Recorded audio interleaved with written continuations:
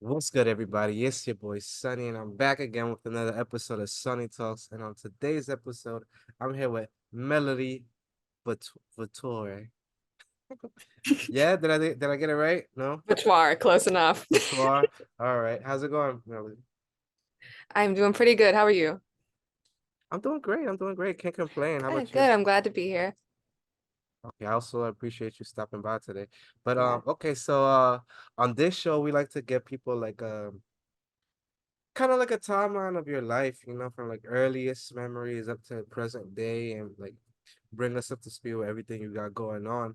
But before we do any of that, can you let the people know who you are and where they can find you?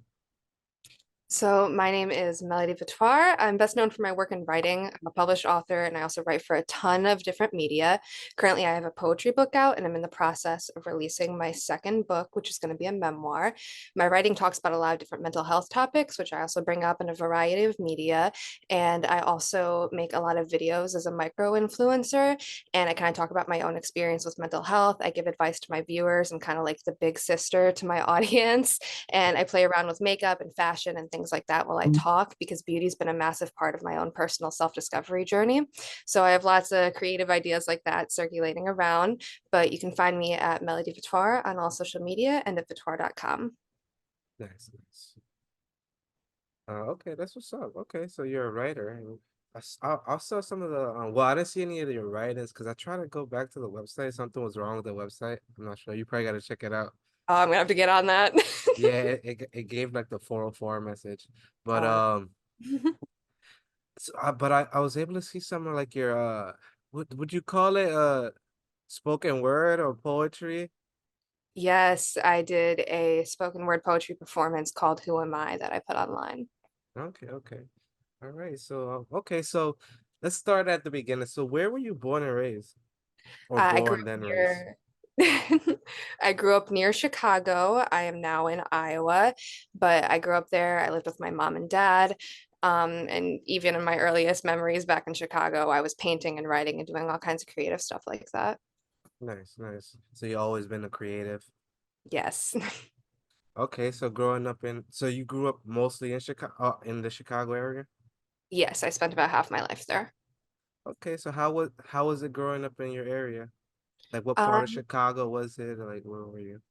So I lived in a little town called Joliet that was just outside of Chicago, and it was definitely not the best neighborhood. But my family, we were doing the best with what we had. They were young, they were just starting out. I went to a private school there that they were just scraping together money to get me to go there because it's definitely not the safest neighborhood, and they just wanted me to have somewhere safe to go. So it was definitely a bit unique. I flip-flopped between private school and homeschooling when I was younger. And then when we came to Iowa, I started going to public school and kind of living a little bit more of like a normal, quote unquote, suburban lifestyle. Okay, so what do you feel like when you were in pub private school, it was not normal? Like, did you feel like out of place? Definitely, everyone there, it was all the spoiled rich kids, and I was definitely sticking out like a sore thumb. Everyone there kind of was stuck in their own ways. It was a religious school, so everybody was raised to be kind of, identical to each other, but I was just there because it was a safe place to be, so I definitely stood out a lot. Okay, okay. And so like what were some of like the standout moments where you noticed like wait, like these people aren't like the typical like these people aren't like me and my family or like the people right in my neighborhood. Like what was some of those standout moments? The biggest thing for me was it was a Catholic school, but I was actually raised in a family where there's not exactly a name for our practice, but my mother has always drawn from Christianity and incorporated different elements of like witchcraft, Wicca, paganism. So I was being brought up learning all of these different elements of my culture that were a lot different from the Catholic upbringing that my classmates Hmm. had. So I would be at home learning about herbs and different ways to heal myself spiritually. And I'd go to school and they'd be like, that's a sin. Don't do that. So I'd Hmm. sit in the corner of the class just being like, oh my God. And I would feel like I was on a secret mission the whole time. Okay, that's interesting. Wait, but so you said your mom raised you on both like Christianity and like the other stuff? Yes. So Okay. with those, it's kind of more like a practice than a set religion, but Hmm. my family believes in God. We are Italian, so I was definitely I was raised by a very Italian grandmother. My middle name actually comes from her, Ellen, but she was very strong in her values about that, so it kind of trickled down to my mom. My mom took the parts of her spirituality that resonated with her and incorporated it with her different beliefs in Wicca, paganism, witchcraft, things like that. So I kind of got a big blend of all sorts of different practices to kind of then turn into my own belief system. Nice. That's interesting. Is it kind of like goes against like the narrative like that all those things are like devil worshiping things because you're saying like no we're Christian we're raised on Christian morals but we just incorporate these things and I like that. That's dope because to me like that seems like that kind of seems like getting back to like our the way people might have been before like religion was forced on people because like Mhm. that people usually ask me oh you're religious and then I say I'm not religious but I believe in God like and I pray and stuff like that but I just don't I don't I don't what's the word I don't what's the word I don't what's the word is I don't identify with like the Mm. religious like this religion like sometimes like I find like all religions are kind of like just like you find yourself being better than and like alienating yourself and everything else is bad that's not this so I was kind of always against that type of stuff but that's very interesting. Okay, so with your dad like was your dad just like hey whatever but was he also deep into it? Yeah, my dad believed in God, but he doesn't really have like a set belief system either. He kind of just lets my mom and the women in my family and I kind of do our own thing with witchy stuff. That's not really his category, but he's cheering us on from the sidelines. Okay, okay, so nice. All right, so and all these things come from like your Italian grandmother's side, like solely, like this is all like old country shit. Not like Yes, that, but you know what I mean. Okay. somewhat. Italian witchcraft, it's referred to as Strega practice. So a lot of cooking, stereotypically, we call it kitchen witchcraft, and then just different rituals around the change of seasons and different natural elements, which a lot of people will say, how do you believe in God and still do witchcraft? But the fact is, as someone who believes in God, I believe that God gave me this planet and this nature, and it only makes sense to use that and appreciate it. Yeah, I mean, I think isn't there a verse that says something like use the plants and herbs or something like that. It's something Yes, around those lines. I I can't always quote butcher it. my life, Yeah. but something. Yeah. Yeah, it's similar to that, but I definitely feel like a lot of these practices were like common in this life and then like religion came in and kind of like ostracize all those things and demonize them and all that type of stuff but yeah that's interesting like that's dope bro I fuck with that I fuck with that hell yeah and It is so so no sorry what were you gonna say. it's just so interesting as someone who grew up with it to see how it was ostracized so much in my youth. It was something that I wouldn't tell people, I wouldn't bring it up because I knew it wasn't a normal thing that other, kids my age at the time were doing. But now we have all of these platforms like TikTok and Instagram, and everyone has their own version of it. You see the girls on TikTok with their crystals talking about their own experience with witchcraft and like kind of this modernized version of it. So it's just so crazy to see how it's becoming more mainstream and normalized. Are you ever seeing like oh before I get into well yeah so I could definitely relate so I want to know did your parents like kind of like well like your grandmother and them like did they hide it because in my family, like my grandma, she was like I remember like growing when I was young, like she would do like certain like witchy stuff. And like she even had a friend that I would go to her house and her friend had like signs that said like, hey, get the love potion, a palm read, and all type of crazy shit, right? But then as I got older, I remember the last straw was kind of like we went because I'm Dominican, we went to DR and I was sleeping in my grandmother's house. And then I remember waking up, and then my mom was just mad. She's like, "Ma, why you didn't tell me that there was a whole pot with a whole bunch of stuff underneath the bed where I slept, basically." And I'm like, "What the hell are they talking about?" But and then after that, all that witch stuff kind of like died down. I recently asked her, like, "Hey, like, you used to do witchcraft?" And she was like, no, no, no, I believe in God. And then she like kind of like shuns all that stuff away.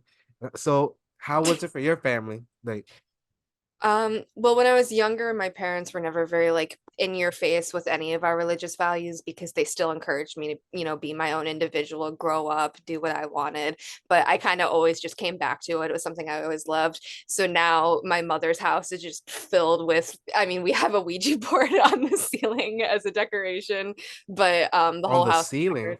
Yes. But we have the whole house covered in all kinds of plants and herbs and crystals and just different things like that. You'll walk into my living room and you see my mother doing a tarot card reading at her table. So she's a lot more open about it now. Okay.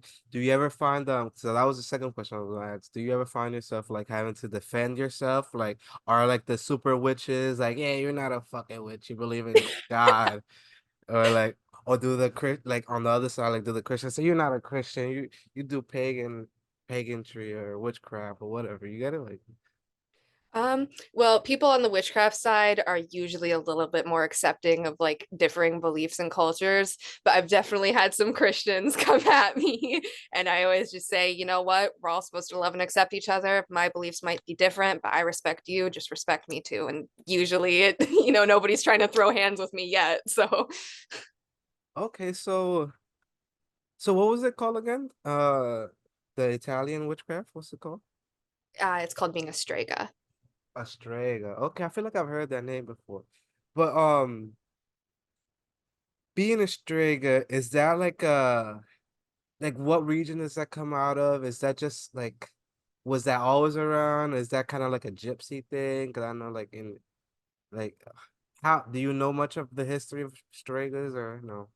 I know it's mainly a Sicilian practice. I believe the first documents of it were around like I want to say around 1,000 years ago. I'm not totally sure, but the main thing with Stregas is definitely like the actual rotation of the seasons. So we see similarities in more mainstream practices like paganism and Wiccans, but it just kind of goes around with as the what we call the wheel of the year moves. Different symbolism and different practices with each season kind of come along. Okay, so and did you growing up, did you go to church like on Sundays and stuff? Like were you traditionally like Christian, but then like at home, like you guys had like your certain practices, like you said it's through the food and stuff. So I'm assuming it's not like too much crazy stuff. Like it's just like cultural stuff. I'm assuming like is like what was the difference? Like did you also go to church and do your thing? When I was younger, especially when I went to the Catholic school, I would go to the church because we had to do Wednesday mass for class there. But we also kind of experimented with different Catholic churches, Christian churches, just so I would have a good education on what that path was like if it was something that I wanted to incorporate into my life. But once we left the Chicago area, we kind of stopped going to church because at that point I was old enough to be like, my parents said, let's just let her start forming her own beliefs and practices. And I kind of just grew up with it myself after that. Oh, that's dope. Okay.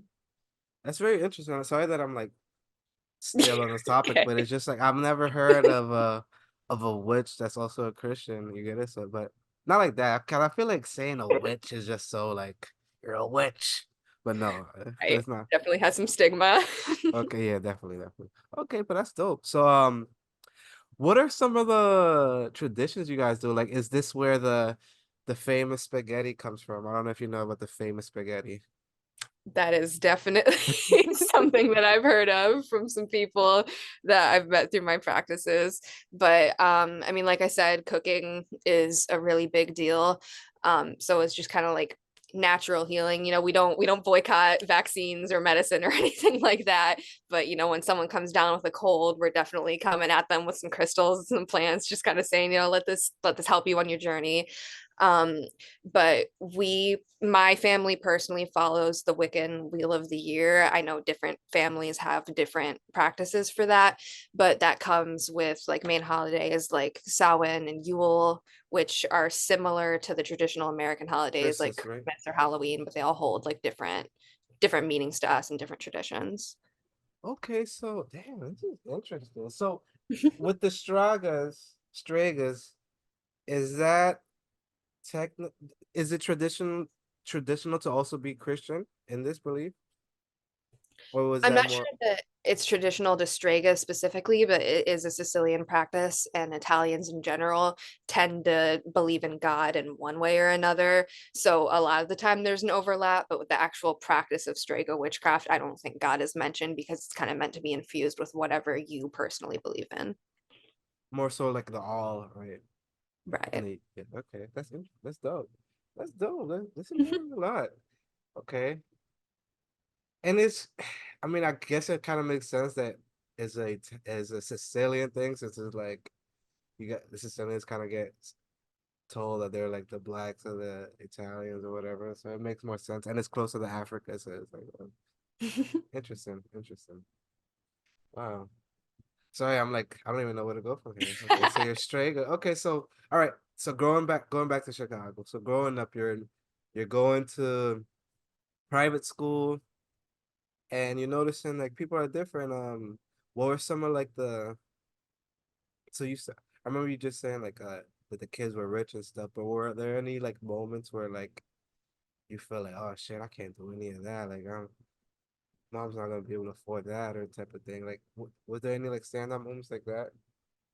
When I was young, I was really fortunate to have parents that kind of kept the state of our finances a secret from me mostly.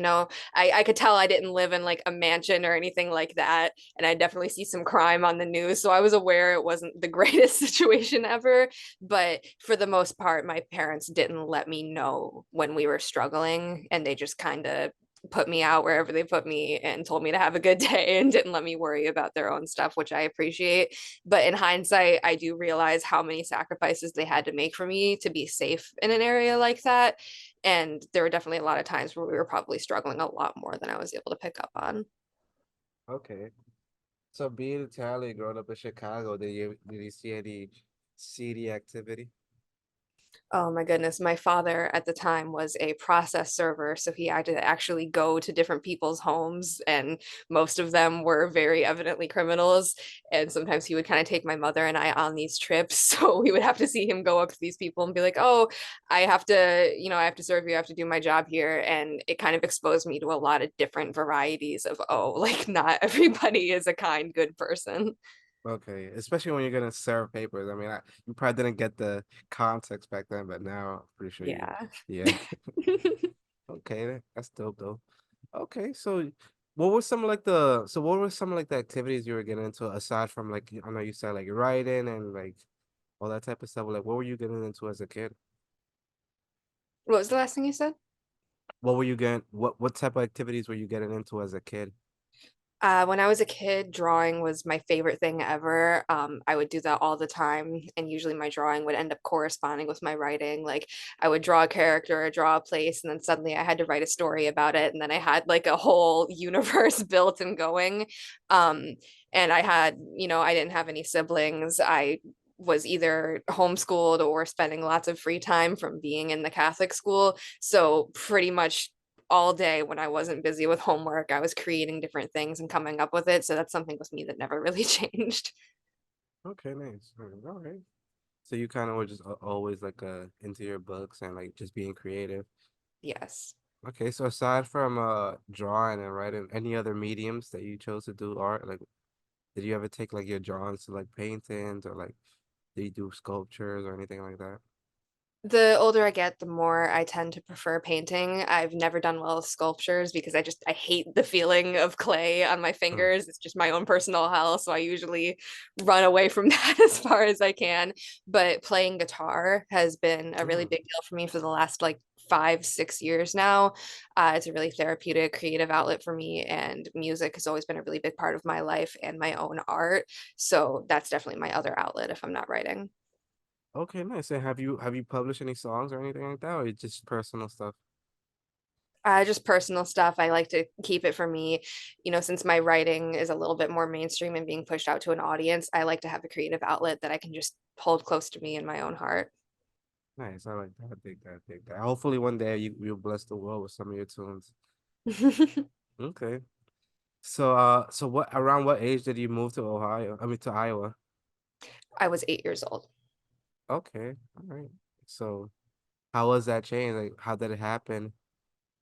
Well, the neighborhood started to get really bad, and my family had finally gotten enough money together to be like, you know what, we can start over. We can go pick a new life. So they had a little map printed out of the United States, and they'd research a state, and if they didn't like it, they would cross it out with a big red X on the map, and they'd say, nope, we're not going there. And they narrowed it all the way down to Iowa because they liked the school system. They knew it was a safe place to be, and it was somewhere they could start completely fresh because they had no roots there. So we went to Iowa and I was really scared, but like I said, I didn't have siblings, I didn't have a lot of friends, so my family was kind of just a really close thing for me. So I was like, you know what? If they're gonna be there, I'll be fine. So new adventure. Um, I got to Iowa and a lot more of the kids around here were actually like me. I went to a very creative school that pushed a lot of like artistic things and stuff like that. So I was able to meet people that were a little more like quote unquote normal and, on my level up to speed with me. So that definitely helped me a lot because I felt way less alone in the world. Nice, that's good. That's good. Funny how like the world works. Like you Mhm. were so scared, and then like it ended up being something more that fit your lifestyle and like the things that you wanted to do. Yes. Okay, that's cool. So, so what were some of like the initial changes? Like, what did you have culture shock moving to Iowa? Because I'm assuming like coming from like the Chicago area to Iowa, I'm assuming it's different. I know they're both Midwest, but Yes. Going from a little town right outside of Chicago where everything was busy and crazy all the time to going to a little suburban area in Iowa, I was so like, oh my God, what is going on here? I remember specifically, I went to, I think it was a Walmart or some kind of other chain store like that in Iowa for the first time, and it was like clean and well maintained, whereas the stores where I grew up would just be like trashed all the time constantly. I got there yeah. and I was like, whoa, I didn't know like public areas could be like cleaned up and like functioning. So it would just be things like that. Different places would feel less dangerous to me. And I would always just feel a lot more at place. And I was just like, wow, this is definitely different. Okay, so even being in a small town, just being close to Chicago, it kind of made it like fast paced your area. Yes. Okay, okay.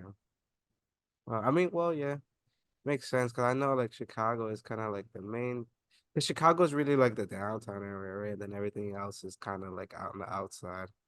Yeah, but it's all integrated together and you can't really live near Chicago without having business to be in Chicago for. Okay, okay. Oh, so damn, so everything, in Iowa, everything was clean. Like, what were like, so what were you doing? Like, did you get into any activities like, being in Iowa, or were you still just into your like books and drawing and stuff? Being in Iowa, a big thing about being here was because we weren't as covered with like all these different buildings and areas and cities. There's a lot more nature here. So my family and I, we would go on these like nature walks. I would start to, like I said, I practice witchcraft. I started to incorporate the world Mm, around me into my practices and really start to like appreciate it and ground myself more. And I mean, I sound like a broken record, but it does always come back to creative hobbies for me. So I started being thrilled about, oh, now I can go draw outside during the sunset. I can write a book on the porch and watch the stars, whatever it is. And those were things I couldn't do before. So I found that being in more of a natural environment has been so good for my own creativity. yeah, that's dope. Okay, all right, so practicing your witchcraft and everything, have you ever seen anything supernatural and stuff? I usually ask these type of questions towards the end, but why not? I mean, like we're in it. Right, we're already here.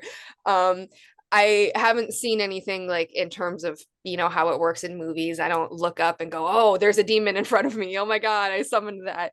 But I've definitely had times where, my family's collectively agreed that we've felt energies or been aware of like maybe something good is coming, maybe something bad is coming, and we all kind of have this like collective, we call it like a Intuition. storm over the household almost because we're just Mm, like, oh, these vibes are going on right now.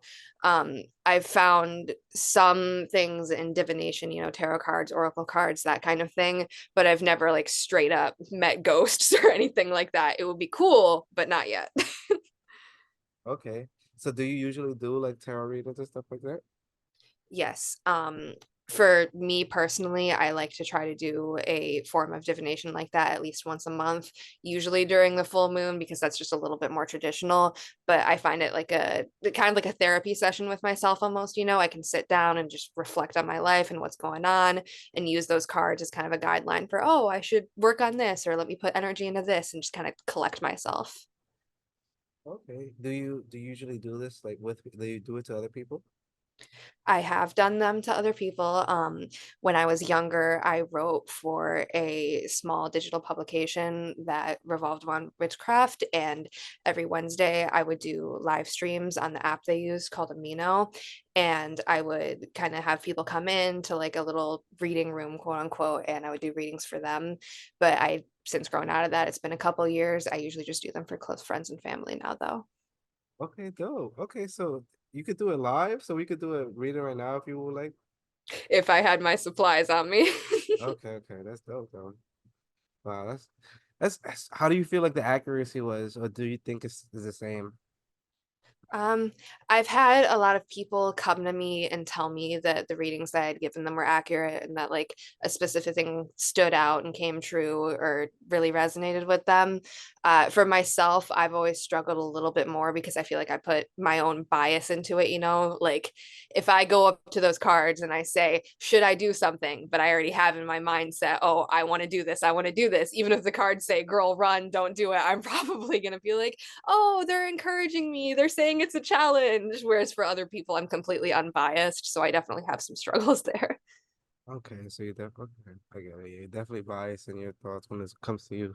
So I see how that could get a little tricky because as humans, we kind of want it our way anyway. So Yes. yeah. All right, so never had any like major just feelings and stuff like that. Okay. Have you ever seen any UFOs or anything like that? No, I have not. Okay.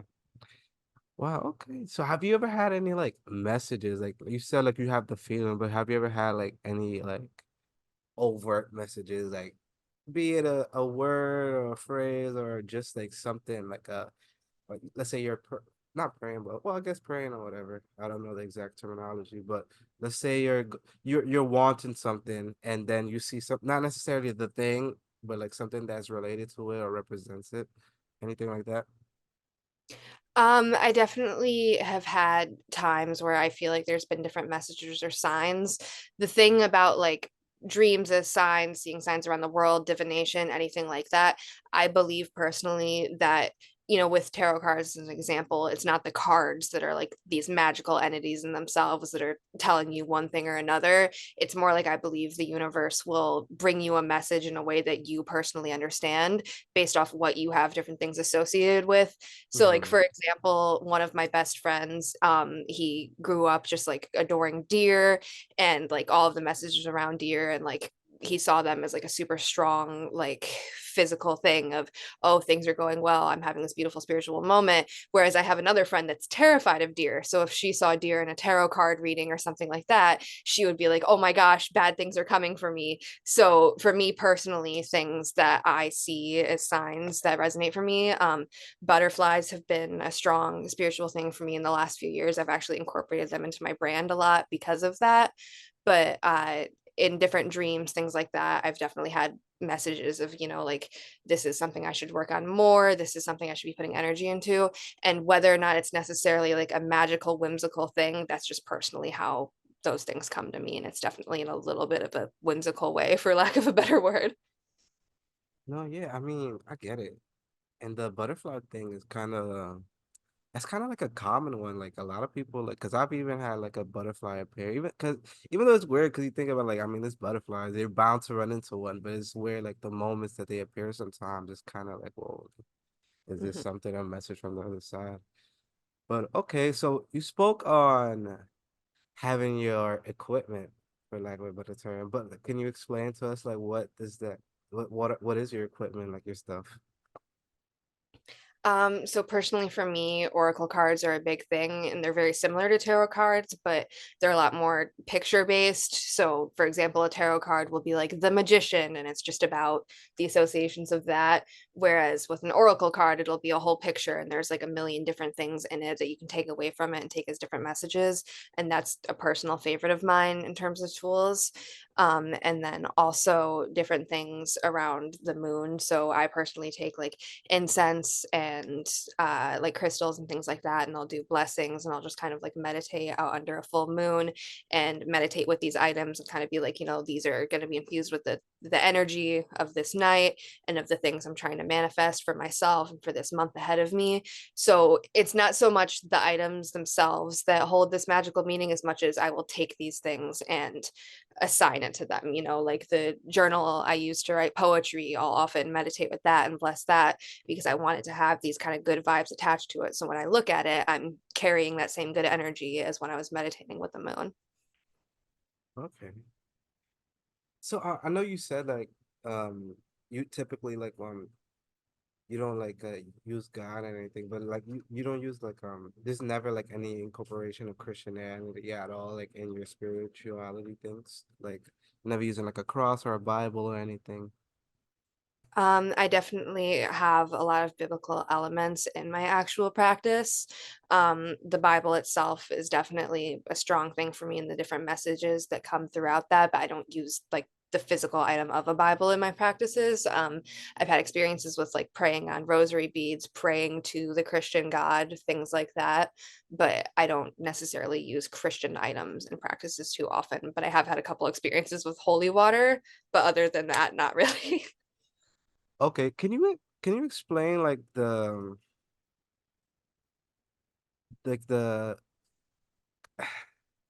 no, it's not a religion, but like can you explain like the ins and outs of everything? Because is there like a name for God in this belief, or is it you gotta like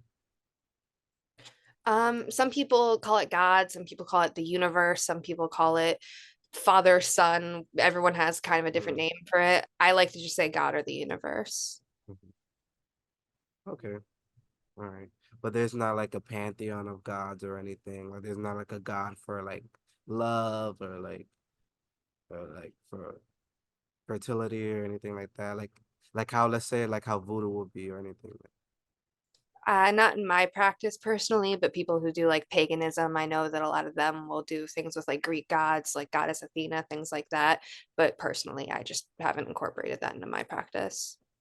Okay, so your practice is what? Is mainly like Wiccan and Christianity based, and then like you dip and dab in like paganism and whatnot. Yes, mainly Christianity and Wicca based, but with little Italian things infused throughout. Oh yeah, yeah, obviously, yeah, the regulars. Okay, okay. All right, damn. So can you I mean, I guess you've explained it, but like is there anything like that you would like to like do you think like the audience would need to know? Like this is basically like we just do certain rituals like I don't know how to I don't know what I'm trying to ask. It's weird. Um, I Well, guess you explained it pretty much. I guess my final thoughts with that would really just be that witchcraft and spirituality is going to look different for everyone. Everyone has different practices that they can believe in and that they can work with. And I think it's just something that's kind of meant to grow with you. For me personally, since I write, I incorporate a lot of my manifestations and praying and things like that into my writing and my career around that. But for other people, there's completely different things that they would want to apply it to. So it's kind of just something that you can take and, take what resonates and leave what doesn't. Okay. To add to the witchy stuff, has there been like moments where other witches try to like sway to like, hey, maybe you should like drop like the whole Christianity thing, I think, or or like have you met other ones that like push like Satanism or stuff like that, or not really? I actually had an ex that was a Satanist, and he would push that on me a lot. it was never really my thing, so I never really got into it, but I learned a little bit about his practices with that.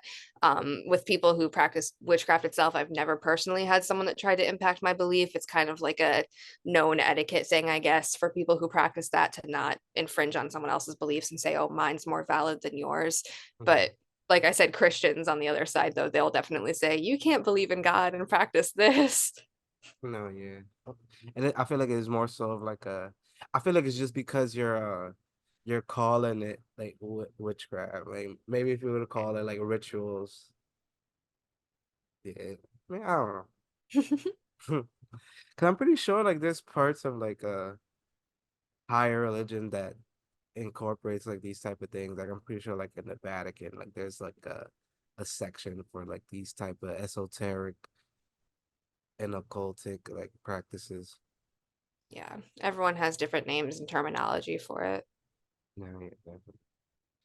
Okay, so how did this like influence your life growing up? Like as far as like bringing this up in regular day conversation, like I usually wouldn't bring it up. The first time I ever really talked to someone outside of my family about it was just like close friends I had in late middle school, early high school, and they didn't really care either way. They were just like, you do you, girl. But like I said, practices like this have become a lot more mainstream on social media. yeah. So sometimes in different articles and interviews and stuff like that, I kind of just casually drop some information about it and no one really reacts too strongly. So I guess I'm quote unquote like out about it now, but it's not like a main part of my public identity. Like I don't walk around and people look at me and go, oh, that girl definitely practices witchcraft. Like you wouldn't know unless you know me. Mm-hmm. Okay, that's dope though. But well, I guess in closing, what was the sorry, I have blanked out real quick. But what was the most like powerful moment where the evidence was so strong where you're like, nah, yeah, this shit is like really working. Oh my gosh, I have a couple things like that that come to mind. Um, this isn't something specific with like what I had practiced, but I have someone very close in my life that I was kind of raised around a little bit. And she also practices and she does things like this. And she's always been very strong in divination. And I was going through a lot of big changes in my life. And I talked to her, and she uses numerology in her practice a lot. So she gave me Mm, different numbers that were associated with things and different dates. She told me like July 28th, this is going to happen.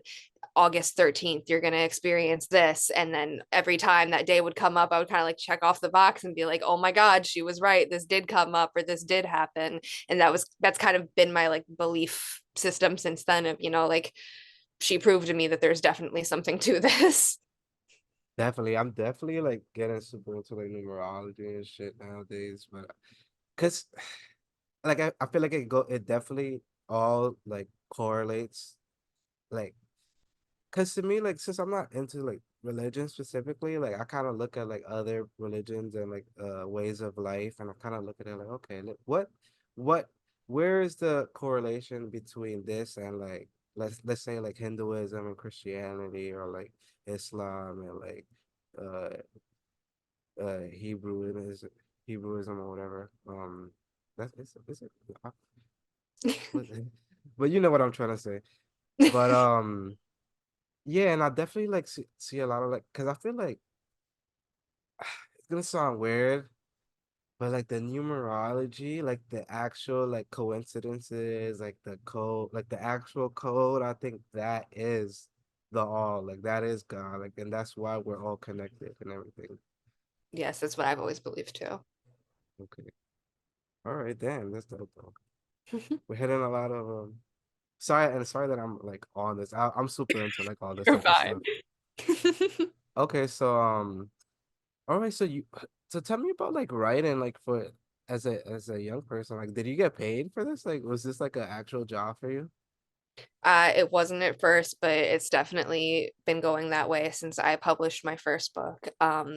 When I was younger, like I said, I would just kind of jump in all kinds of random creative writing projects about whatever characters came to mind. It was never anything good because I was like 8, 9, 10, and I definitely wasn't fully developed with that. But when I got older, I started writing more seriously, and I had this creative writing class in high school. And my teacher, I loved her so much. She always was just so kind and like really there to like nurture people who were really interested in writing. And I loved that class up until the poetry unit came up, and I was like, oh hell no, like absolutely not. I don't want to write poetry. I thought it was the stupidest thing ever, but I didn't want to fail the class. So I wrote a couple poems for her, and I kind of was like, oh my God, like this is actually a really cool outlet for me. I really love this. And I kept doing it after I finished the class. And I compiled poetry through like my late teen years, and eventually that turned into my first poetry book. And since then it has been a lot more serious a part of my life. Okay, can you like take me through like the steps of you like the first time you were able to like write for a publication? Like how did that even happen? Oh my gosh, I'm trying to think back. I believe the first publication I'd actually written with was called Tracking Happiness, and I talked about my experience with borderline personality disorder on there, and I talked about how that had impacted my relationships and my mental health and my writing itself, and I kind of gave in like a deep look into how my mental health was affecting my writing as a creative project. And I remember when I was sitting there on that Google Doc, like actually writing about this and putting it out there on the internet, I was so scared because I was like, there's no way this is real. Like, this isn't me. I saw my name on top of it and I was like, they're not talking about me. There's no way they actually want to hear from me. And then suddenly it was online and people were messaging me and they were like, hey, I read what you wrote. This really helped. This really resonated. And I was like, oh my God. And I got kind of addicted to that feeling of like, yes, I did it. And now it's just my life. Nice. Hey, how old were you? Sorry, I don't know if I missed. I didn't hear it. I was 17 when that first Okay, article came 17. out. Okay, nice. So that's what's up. So what was like your biggest one? Like the like was the initial one like the biggest like hooray, or what did you write like other articles that you got like more attention from? Since then, I've worked with Medium, Authority Magazine, things like that, and those have definitely stood out to me as monumental parts of my career. But the biggest thing for me was when I actually published my first book because that was my lifelong dream. You know, I remember being a little girl saying, I'm going to be an author, I'm going to write so many books. And everyone was like, you know, that's nice, sweetie. But then it actually happened, and I was like, oh my God, this is real. And it was the craziest thing I've ever gone through. So take us through that experience. How did you even like well, obviously like you've been working up to this your whole life, but like when did you finally like put pen to pad like okay, I'm gonna write the novel? Or was it it's not a novel, what was the book? My current book that is out right now is called Temptations of a Splintered Heart, and it is a poetry book. Hmm. Um, like I said, about halfway through high school, I started writing poetry a bit more seriously after I realized that I actually liked it and it wasn't as dumb as I thought it was. Um, and I started using it as a creative and emotional outlet. Like I said, I have borderline personality disorder. So when you're experiencing that as an adolescent, you know, and I'm also a queer woman, so I had all kinds of different struggles and things like that coming at me. And poetry was kind of the thing that was keeping me alive for a little while because I finally had an outlet to, you know, vent these emotions, put it into something creative and turn it into something beautiful. And then when I would think about these negative emotions or experiences or things I was going through, I was able to materialize it as an art piece and be like, you know, now this is something I can appreciate because this was a part of me and this was a part of my journey. Um, it was March 2023 that I had finalized the rough draft of my poetry book, and I sent it out to different people that I was already working with that had agreed to be on the editing team for it.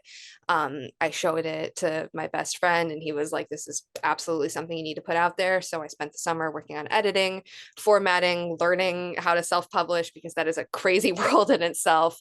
And then I finally picked a date, and in October 2023, the actual publishing of it happened. Okay, okay. All right. So so some of did some of your initial like your first poems actually made it into the book? Yes, I think the oldest poem in it actually comes from just like a random experimental thing that I had done in like 2019, and then most of it after that is like 2021, 2022, mainly sourced from there. But yeah. Okay. Dope. So what are some of the, like so I know it's about mental health and mainly. and well, and your like trials and tribulations, but like, are there like specific like, did you break down like the book into like certain chapters? Like these are all about like heartbreak, or like these are all about like dealing with your personality? Like, is how is the book structured? So the book is in three parts. They go loss, search, and flame. And loss is about my own experiences with grief of other people that I loved in my life, as well as the experience of kind of growing out of my own self and metamorphosizing. You know, like I said, butterflies are a big part of my brand. And it was not only about the loss of these past relationships, these past friendships, but of the, you know, this younger part of me has died. I am now a different person. I'm a more evolved and stronger woman. And I'm able to kind of happily put my past to rest. And putting that into poetry for the lost section of the book was a great way to kind of, you know, close that chapter of my life and be like, now this is just art. This is my past. Search goes through the experience of meeting new people, the constant cycle of Sonder, and experiencing humanity from 1,000 different angles, especially when you're growing up. You know, the book is targeted towards an adolescent audience. And it's also about my own experience with finding my queer identity and learning about my own sexuality and who I was interested in, who I could love. And then Flame is about those rare moments in life where it's just like, you know, it's all coming together. I have what I want. I know the people I want. I'm doing these things for myself. So it kind of celebrates how, even though we're on this constant cycle of learning how to do things and struggling and finding people and then losing other people and all of that, there are these moments where it works out and you're able to find these little flames of joy. And it's like, you know what? It's okay. I'm going to be okay. So the book kind of finishes off on that note. Okay, that was literally what I was about to ask. So, okay, but I get it. It's the spark and like the flame, and it's the a glimpse of the new adventure that you've gone on in your life. Yes.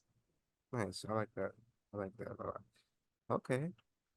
Wow, this interesting. There's a lot to take in because it's like you're a lot of different angles where we could go with this, and I was like, but so I wanted to ask, and I know there were multiple reasons. I don't know if you want to get into all of that, but what with the Satanist X, was that kind of like a major like divide in between you two, like that, like the belief system and him trying to force that on you? I know there were, if it's the same one from the whole other thing, not like that, but you know what I mean. I don't know if you want to speak on it or anything. I can a little bit. So my ex that practiced Satanism, he was definitely not a healthy person for me. It was definitely an experience I had with domestic abuse. So it was kind of weaponized in a way. You know, his religion was something that he would very much push on me and try to, you know, stifle my own beliefs. And for a while, I definitely did lose myself in that relationship because of it. But, you know, at the end of the day, I was able to stay true to who I am. I like that. I respect that. What was like some, did they ever try to do like some weird Satanist shit that you just like, no, like that you had to call out like, hell no, I'm not down with this. Yeah, it was always some kind of, oh, I want to light this on fire and do this like whole crazy ritual and record it and all that, because there is a version of Satanism that's more mainstream and rooted in like, oh, we're going to do these different things for these different cultures and societies and like bring equality and all that, and there's definitely a good side of it. He was not that. He was on a he was on a completely different spectrum of just being like, oh, I want to do cool, like edgy devil stuff. And he just thought it made him like some movie character. So it wasn't even rooted in like real beliefs of theistic or non theistic Satanism. He just wanted to do a bunch of freaky stuff like that. Okay, I get it. Yeah, it was just corny shit. Like, he was just in it for like the hype, like, oh, so people could be like scared of him or something. Like, oh, that's a Satanist guy. Yes. He had a holiday where traditionally Satanists would eat lamb, and he knew nothing about like the roots of why they did that or anything like that. He was just like, hell yeah, I'm gonna go eat a euro, and like he thought that that was real religious practice. What the hell? So that they eat lamb? Sounds I guess so so. I don't know, specific. not my practice. Word. Okay, so Damn, I want to know so much about that now because isn't a lamb like doesn't the lamb represent Jesus in a way? I suppose so, but I Hmm. mean, like I said, he really didn't practice anything that was based in real religion, so I didn't get to learn a lot about that community, unfortunately. I just got to watch him try to be a cool movie villain, I guess. Okay. All right. So what was like well, I guess what I want to ask is how did you decide to like move on and like and you decide like you wanted to get away from that whole thing, like the flame part. Um, so for a long time, he had a cycle of kind of like abandoning me and picking me back up again. And people kind of call it the go back until you hate them method, which is definitely not something healthy that I would advise to other people. But for me, it was kind of just an experience of going through the same stuff over and over and over again. And then for whatever reason, one day I was just like, you know what, I'm done with this. I don't want this in my life anymore. So I finally was able to cut contact and contact proper resources and get myself as far away from it as possible. Thank God. Nice. That's good. I'm glad that that happened. Mhm. Um, okay, so so can you tell me about like any of the other projects that you're working on, like some more stuff? So currently, I am working on a memoir called Leech that actually details my experience with domestic abuse during that relationship. My main goal for it is to have it be something, the book I wish someone handed me when I was 16. I want it to be something that mothers can show their daughters and their sons and say, this is something that you're able to learn from. This is what healthy love looks like versus what it doesn't. Leech details not only my experiences in the relationship, but my experiences with BPD and anorexia, as well as coming up in a writing career at a young age. And it kind of just goes through a 2 year period of my life surrounding that. And for that one, I'm hoping to have a late summer, early fall release. Nice. Leech. Okay, sounds deep. And I know it's kind of gonna be like a weird question, but like, do you think you could detail like even identify like what was it that kept you there, like coming back? Um, Personally, for me, with having BPD, it's a very addictive thing. And you develop kind of it's called a favorite person dynamic where you have Mm, one person and it's kind of like, I rely on this person. I have this person as my caregiver. And he definitely took advantage of some of my issues. Like I said, I was going through anorexia at the time, and he would just take advantage of different things like that and use it to be, no one else is going to take care of you during this. No one else is going to help you through this. And at the time, I believed it.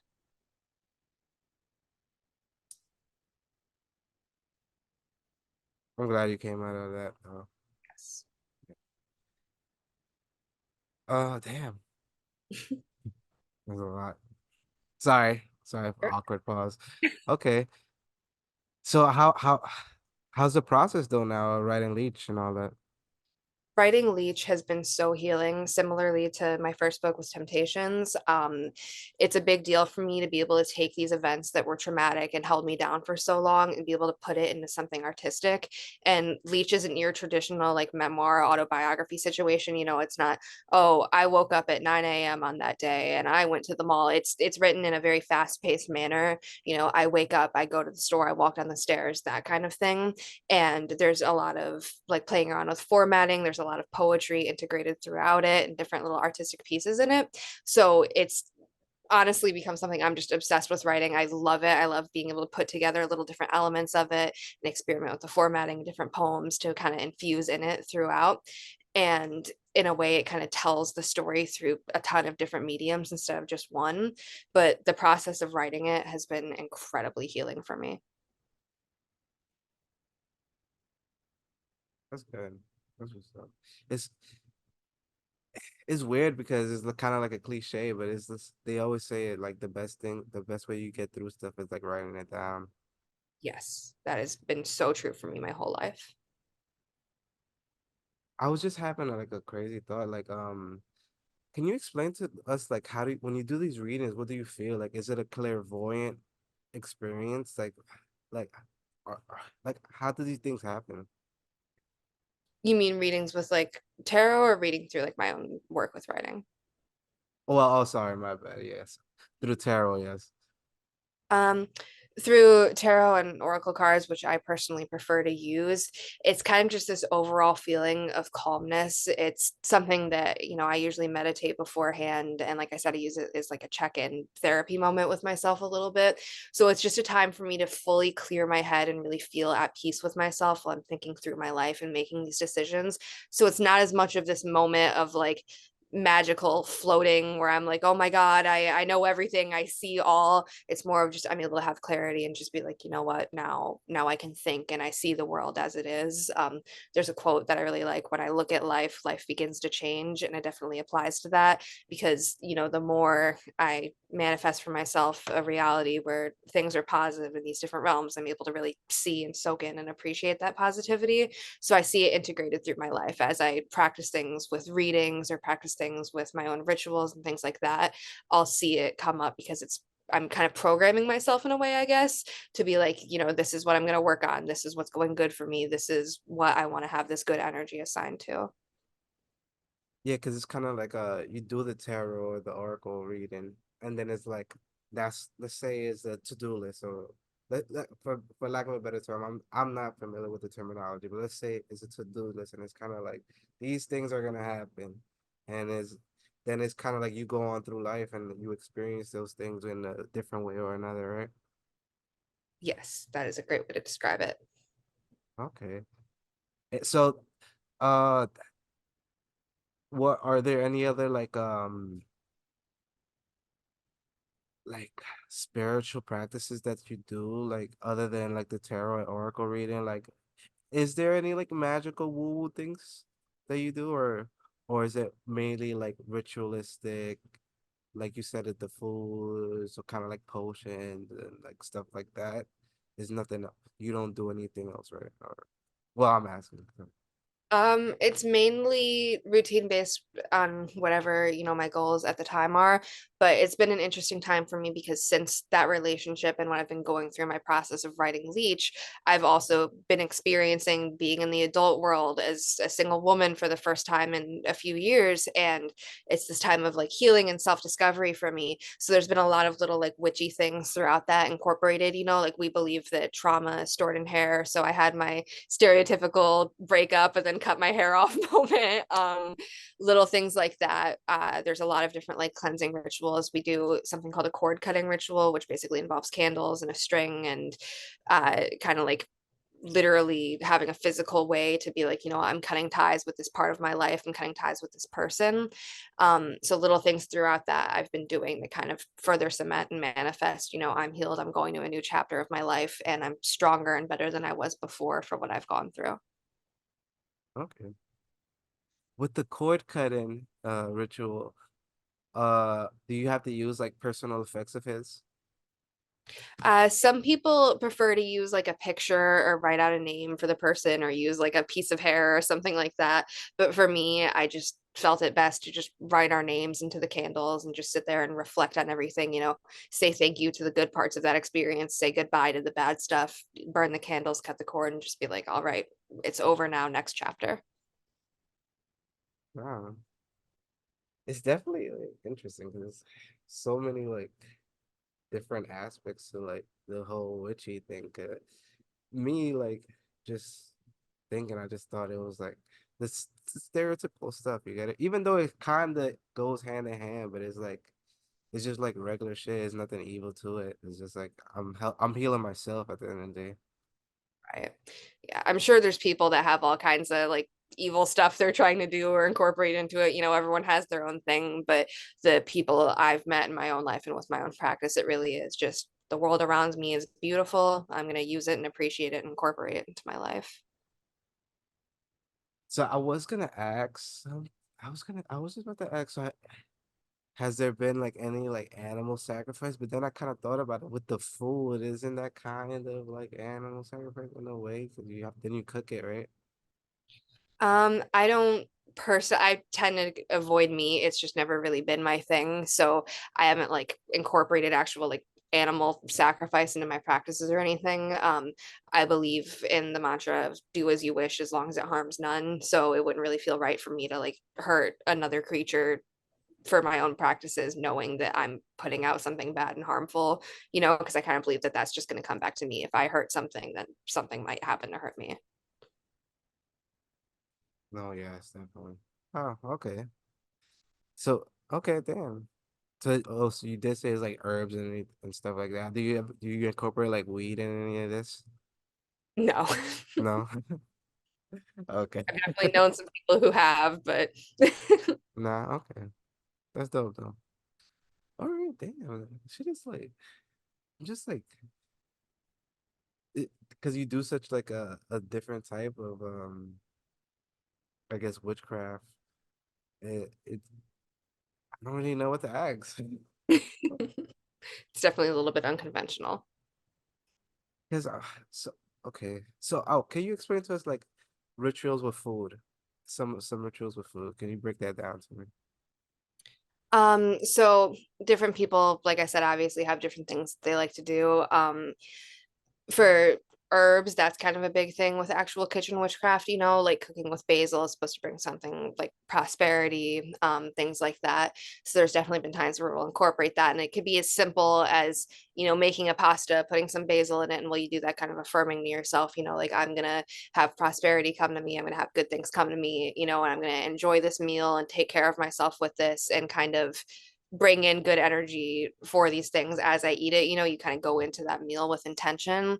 And then throughout my own actual like recovery process with anorexia, I've turned to kind of like blessing, quote unquote, with food, manifesting before I eat and having this like quote unquote protection around myself, I guess, as I go through this. And I tell myself, it's okay to go on this healing journey, to nurture my body. This is just another part of what I have on this earth. And if I'm able to take from the earth to take care of myself, then that's a beautiful thing and that's okay. So that's been very good for me mentally as well. It's crazy because when you were saying all I thought was like it really comes back to like the old phrase like you gotta cook it with love. Like I feel like it all comes down to that. Nice. Yes. Okay, but so there isn't like any like specific, and then also I was also thinking so is it safe to say that basil and Italian cooking comes from witchcraft, or is that like a outlandish take? I'm not totally sure about the origins of different like Italian dishes and where they come from. I wouldn't be shocked if I found out there are some spiritual roots in that, but I don't personally know for sure. Okay, but so is there any like more like is there something that you do with the food like spiritually that may seem out the ordinary for the regular listener?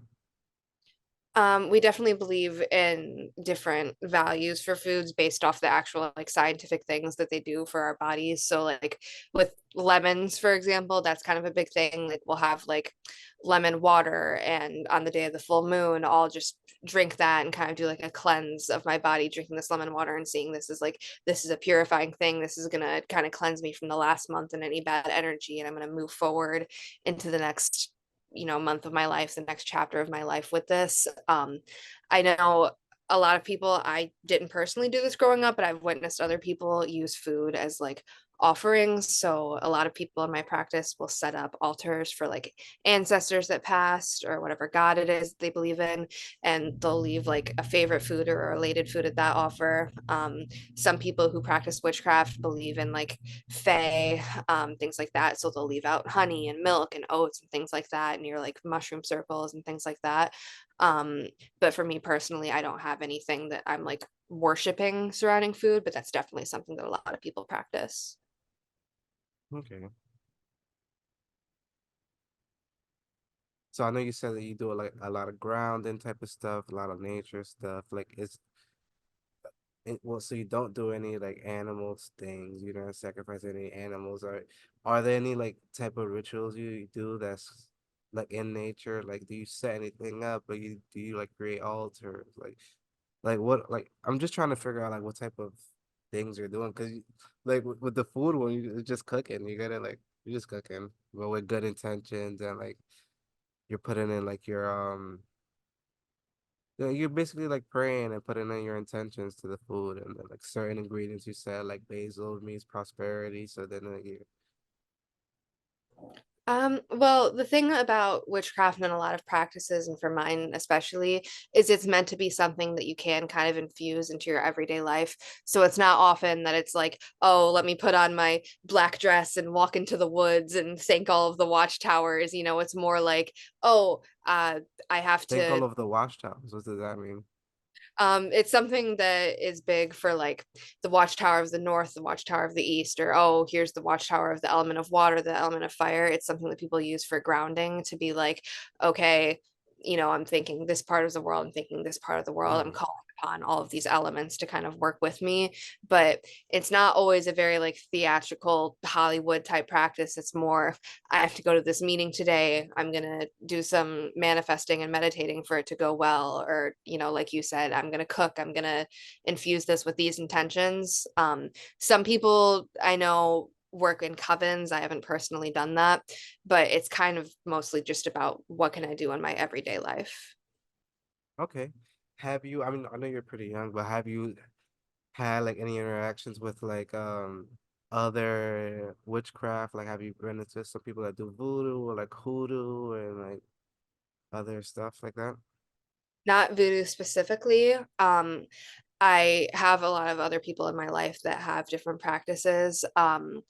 I know one woman that actually studied Egypt and witchcraft, or oh my God, I can't even talk. She studied witchcraft in Egypt for several Egypt. years Mm. and kind of picked up from like different Egyptian gods and different things like that and incorporated that into her practice. I can't personally speak on it because I don't know too much about what she does, but I've encountered so many people from completely different cultural backgrounds. Okay, any like Santeria or like is it called what? Horatia or something? I had an uncle that practiced Santeria, but I didn't personally meet him. He passed away when I was very young, so I know somewhere in my family that's happening, but I never got to personally experience it. Okay, okay. Okay, so then, so there's Santeria and Italy too. I didn't even know that.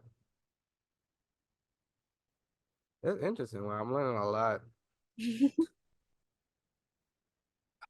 Hmm.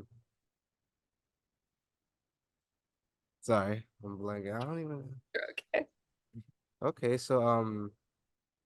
so now that like now that you're in your, well, you talked about like the dating life, but like now that you're basically in your adult life, like how are you like going through it? Like, are you working right now? Or are you just big focusing on your writing and stuff? I'm working right now. I work in an authority position with a fashion retailer, but I put most Oh, of my nice. time and energy into my actual work, doing micro influencer content creation and my actual writing itself.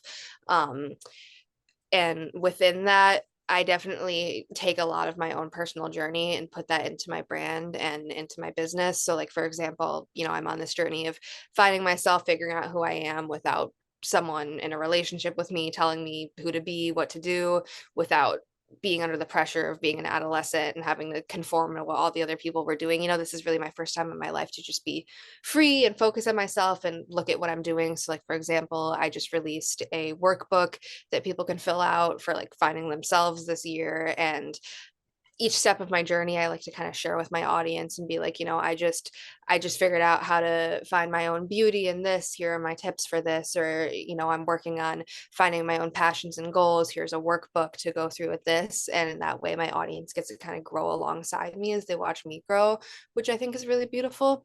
But overall, entering adulthood has been a little bit terrifying, but a whole lot exciting because I'm finally getting to see all of my projects and dreams come true and be real. And I am so incredibly thankful for that. That's great. That's great. And so as far as like your fan base and everything, like how do you keep track of them? Because I know you said like you from Medium. I know that that's kind of like a new one, but this is like talked to a whole bunch of people recently that have mediums and stuff like that. But how are you like on social media? I know you have like Instagram. Like, are you like on TikTok and stuff?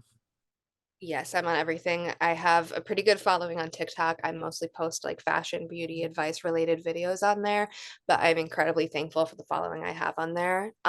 It's a little bit less intimate because I definitely have a little bit more traction towards that page, so I don't get to connect with people as easily. For that reason, I really love Instagram because the followers I have on there are very regular, consistent people. You know, I always see the same people liking my stories, liking my posts, being in my comment section, and even if I don't personally interact with them, I see those usernames pop up and I'm like, oh, there they are. They've been supporting me since day one. Oh, there they are. They've been here since my book came out and they're still with me, and I'm infinitely Nice, thankful nice. for those people. Um, but Instagram is kind of my favorite for a little bit more personal content and things that I want to share with kind of like my closer audience. And then I take to things like TikTok and Twitter for stuff that I'm ready to just push out to the whole world. Okay. So have you been able to, you haven't incorporated any like your witchcraft stuff on TikTok or anything like that? I've talked about it a little bit. I used to show like ritual baths and things like that on TikTok where I would talk about like, oh, you can set up these candles, these ingredients, things like that. I never found a lot of traction with it. I haven't been someone to share too much of like my deeply intimate personal practices, which is kind of Mm-hmm. something you have to do to be successful in like the witchcraft influencer area, but I am actually looking through a lot of different publications right now, like witchcraft magazines, witchcraft blogs, things like that. I definitely have a couple, I'm keeping in my mind that I might be pitching and trying to write for. So I'm looking into kind of going into that industry a little bit more, but I haven't found too much success in it so far. My book, however, does actually touch on like a little bit of spirituality, just in the sense that I believe in like infinity and, a cycle, like I said there. And it's crazy because I feel like that maybe it's possible that like that your kind of spirituality isn't taking off because it's sad to say. I feel like a lot of people like the negative shit because like a lot of like the witchy stuff that pops up, it kind of always has like a, not all of them because there's some of them that just spiritual stuff, but like the ones that kind of go viral are like the ones I'm talking about, like uh doing stuff to guys, like hook either like controlling a guy or just talking about like sucking their soul or some shit like that, like energy sucking or some shit like that. You get it? Like that's, you know anything about that type of stuff or no? I mean, I see a lot of it. I don't personally practice it, but I feel like you can't search witchcraft on TikTok without seeing some girl like writing a guy's name down 30 times in a red pen and keeping it under her pillow and being like, he's mine forever. Not personally my thing, but more power to those people. But I do like what you brought up about social media specifically having a thing with like negativity because it really is so addicting. As someone who speaks up with like the mental health industry on social media a lot, I see so many people romanticize like depression, borderline personality disorder, things like that, and they say like, oh, a lot of them act like it's a trend almost, or they'll say like, oh, I'm cooler and quirkier because I have this depression or I have this mental illness, and they don't actually talk about like the real issues that come with that. So when you're in my position coming at this angle of like, here's the truth about this, here's a positive perspective on this, it's definitely a bit overwhelming to go into a more negative landscape of social media bringing that perspective. No, yeah. And it's kind of like damn, I lost my point. I was literally just thinking of something. But damn, I'm gonna get it back. But yeah, it's weird because well, oh, I wanted to say it's just because I think it's just like it's kind of fucked up to say, but like humanity, we kind of like seeing chaos. So it's like like the negativity or like deep hurt. There's something about like tragedy, like witnessing tragedy, or like you seeing that somebody is going through something. Like those type of things always go viral, or like Mhm, violence. You get it, and it all kind of plays into like the same feelings in a way. And I feel mhm, like it's just like, and that's what like why social media like chooses to like push you into conflict. Like they'll show you stuff that you're opposed to, or like shit mhm. that'll get you to speak out against. You get it, like because that's just like the human way. Like we want conflict, we want like negativity in a way. Yes, I feel like all of that stuff can be so addicting, and it's like sometimes I can't open my phone without seeing, oh, I'm fighting with someone about this. This person just passed away for me. This bad thing just happened to my pet. Like it's all everyone has something bad happen to them, and I feel like the reaction for a lot of people is to go post it on social media before they actually like process and deal with it themselves. And you even see a lot of people kind of come back later to these accounts and to these posts and being like, I don't know why I put that on the internet. I'm sorry, guys.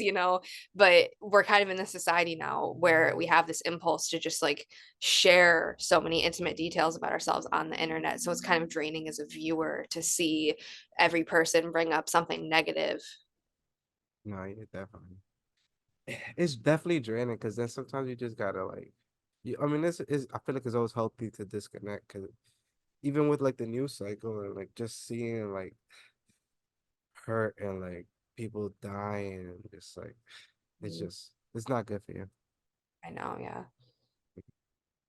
Okay, so all right, so any like anything you want to share with the public before like we wrap everything up? Well, like I said earlier, you guys can find me at Votoire.com or at Melody Votoire on any social medias. I am currently starting up a service for editing for new young authors. I'm running it as a super accessible thing for people that are just getting into the writing industry, the self-publishing industry, and they might not be able to afford like a big time editor that's gonna go through and connect them with an agency, things like that. So that's kind of my current project mission journey thing. I'm offering that service right now to anyone who is interested.